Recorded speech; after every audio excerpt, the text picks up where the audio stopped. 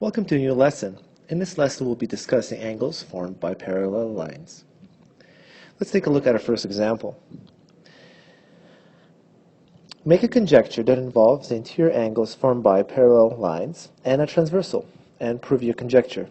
So if you look at on the right-hand side and recall the first lesson, is that there is specific angle relationship between the alternate interior angles in a parallel lines.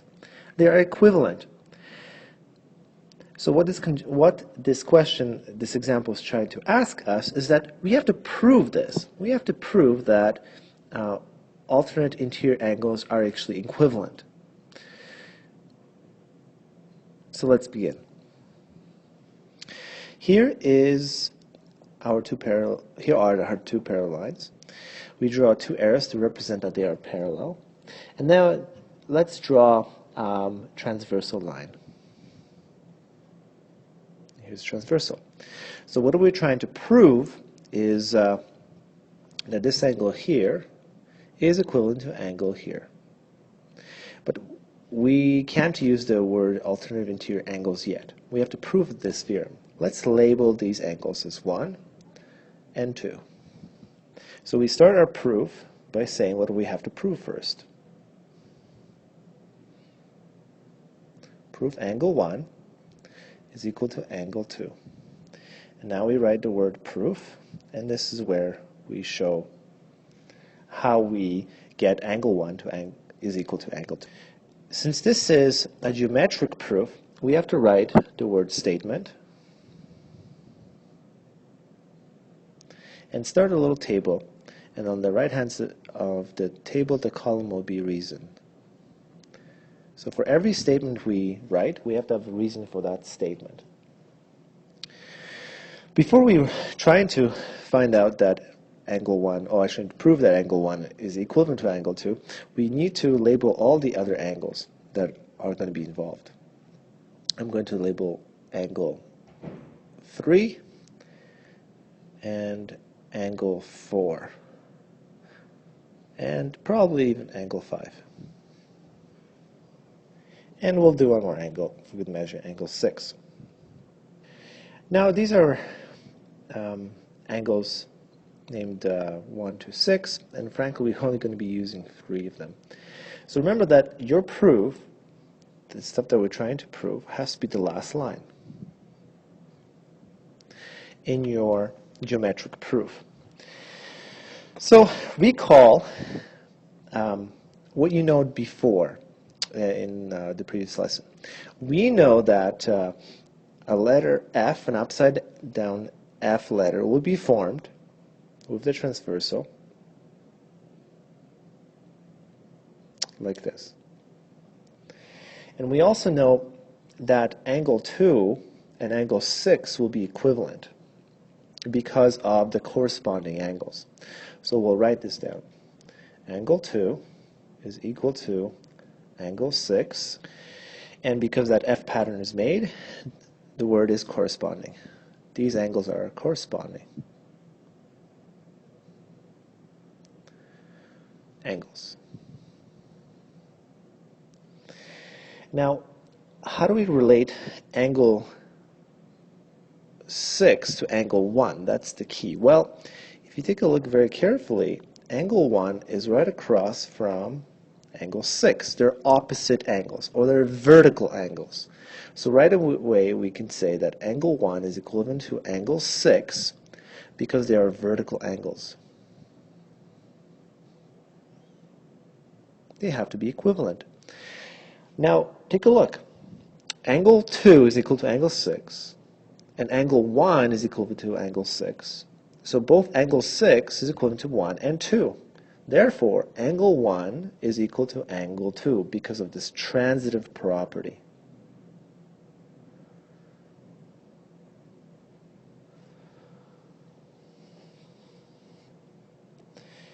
So now we proved the alternate interior angles are equivalent. We actually indeed prove this. Let's move on. There's one more angle relationship that I want to discuss is the alternate interior angles. If you take a look, these angles are equivalent. Maybe I should be using different lines. And also these angles are equivalent. And notice that this is on the left side of the transversal, and this is the right side of the transversal. And they're on the exterior of the two parallel lines. So that's why they're called alternate, because one's on the left, one's on the right, and since they're both exterior angles to the parallel lines, that's why they're called exterior. Let's use the alternate exterior angles as well as alternate interior angles to help us solve the next example. Determine the measure of angle A, B, C, and D. And of course, every time we explain, just provide a value for A, we have to have a reason. Same thing for B, same thing for C, and same thing for D. We have to have a reason why these angles have these specific values. So in this picture, as you can see, there are two sets of parallel lines. And these parallel lines are depicted by the arrow. One set has one arrow and the other set has two arrows. The two arrows indicate that these two arrows, or the parallel lines with those two arrows, are parallel to each other. And the only thing that's given is the 110 degrees. So what we have to see is that how does this 110 relate to any of the other sides? In this case, you need to be recalling vertical angles, interior alternate angles, exterior alternate angles, and the corresponding angles theorems in parallel lines. The first thing that pops to my mind is the previous alternate exterior angles that are equivalent. And for good purpose, I will make sure to show you which parallel lines I'm working with. So this is the two parallel lines I'm working with. And this is the transversal I'm looking at this stage.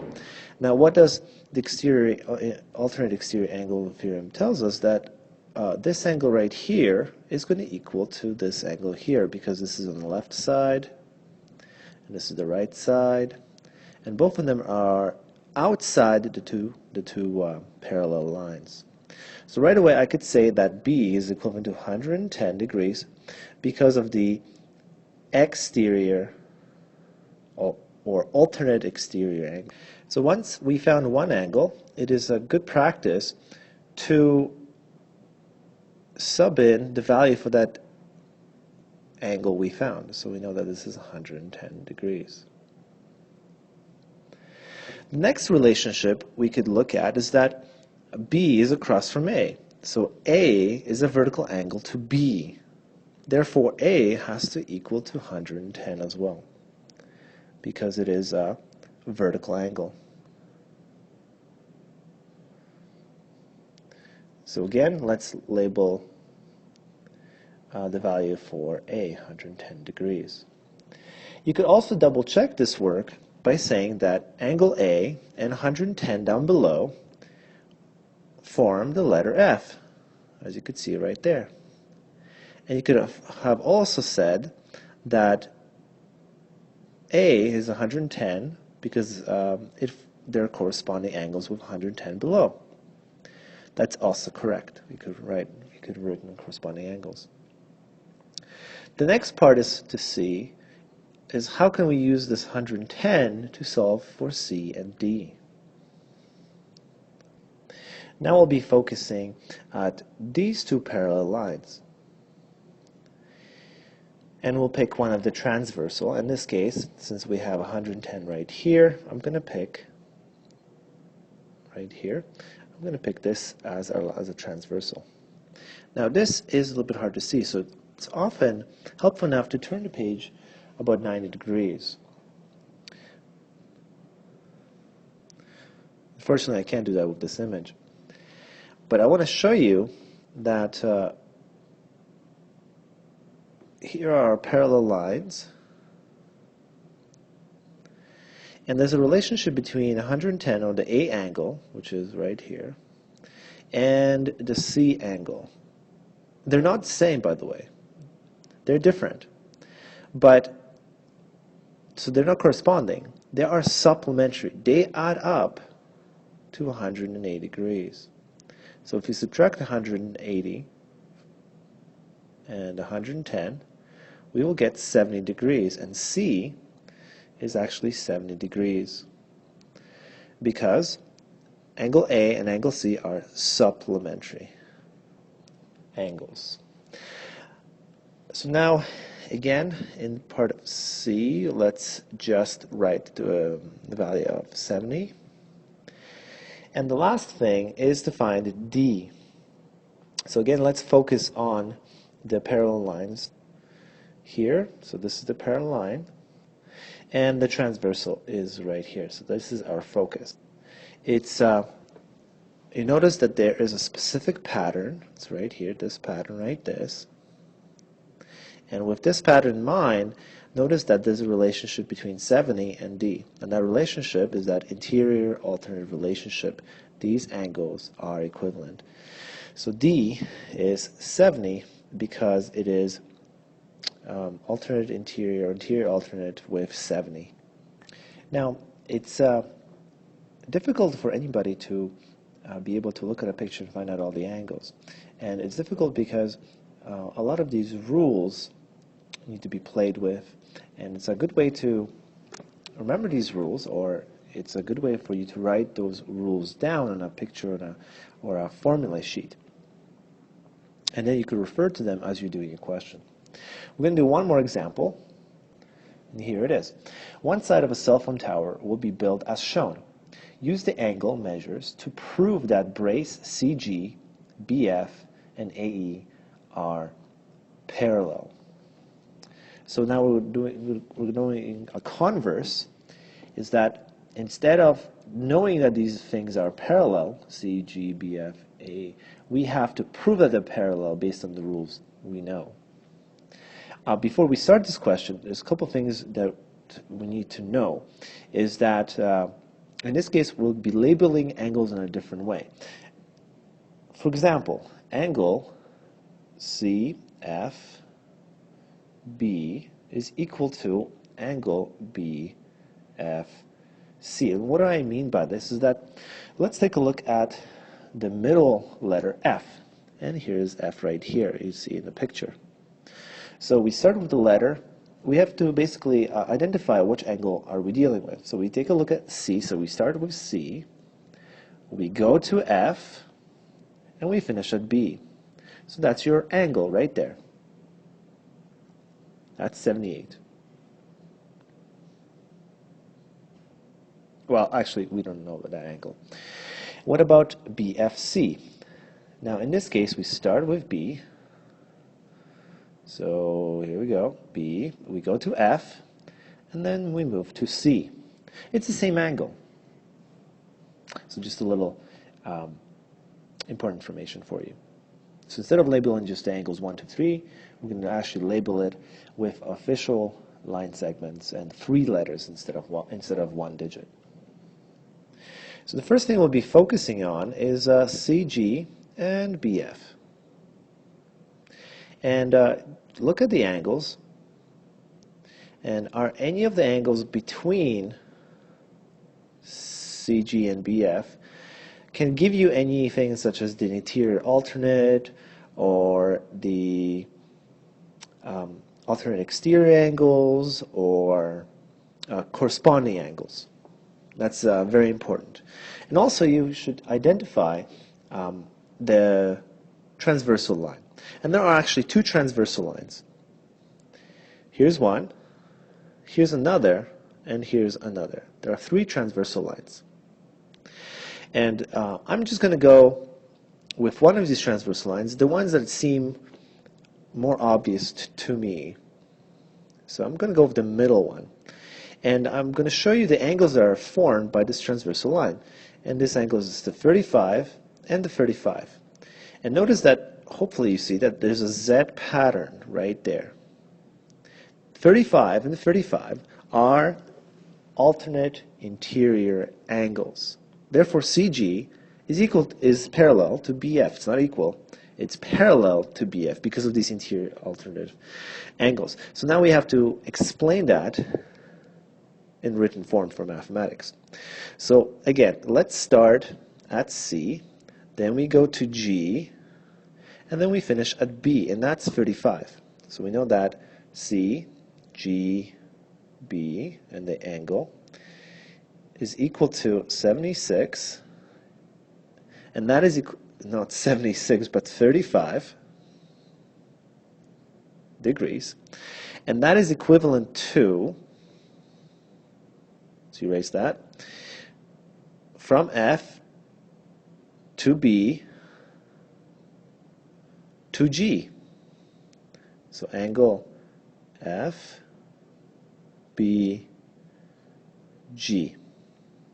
And because of this, line segment CG, two lines, that means parallel, is parallel to line segment BF. Okay, that's the first part of the question. We have CG is parallel to BF. The next part I'm going to be focusing on is these two parallel lines, or actually these lines that I think are also parallel. The reason why I'm going to be focusing on these, because right away I see that there's this little Z pattern right here with these two lines, and I could right away say that these are interior alternate, and because they're interior alternate, of course BF is parallel to AE. But it's more difficult to see that CG is parallel to AE, and that's why I'm just going to tackle this problem right now. One thing I forgot to write down CG is parallel to BF is that we have to say that interior alternate angles. So don't forget that. So we have to say interior angles are equal. So last part. So how do we make the AE parallel to CG? Well, first we have to find a transversal. And here's the transversal that we're going to use right here. Notice that there is an F pattern made by these lines. And if it's an F pattern, we know there's a relationship between the 78ths. These are corresponding angles. So 78ths are equal. Now we have to name these angles. So what are these angles that are equivalent? Well, we start with D, then we go to C, and then we go to G. So angle D CG is equal to 78, that's a funny looking G, to angle, now start at E, go to A, that's where the angle is, and we could say finish at C. There you go. So EAC, and that's also given 78. And also we could say that these informations were given to us. We could also state that, but that's not that important. It's given in the question. And because of this, line segment CG is parallel to AE, and it's because these are corresponding angles. Whenever we have this F pattern, we're always referring to as corresponding angles. And now the last part is that we could right away say that BF is also parallel to AE. And we could just say it out in words why this happens, because again, you have to say the reason for it. Because both lines are parallel to CG. And of course, for good measure, what we should always do is have a nice table. Make sure the table is straight. Make sure you have a statement, but I forgot, and reason for your statements. So don't forget your table. You have statement, you have reason. And here is the answer to this example.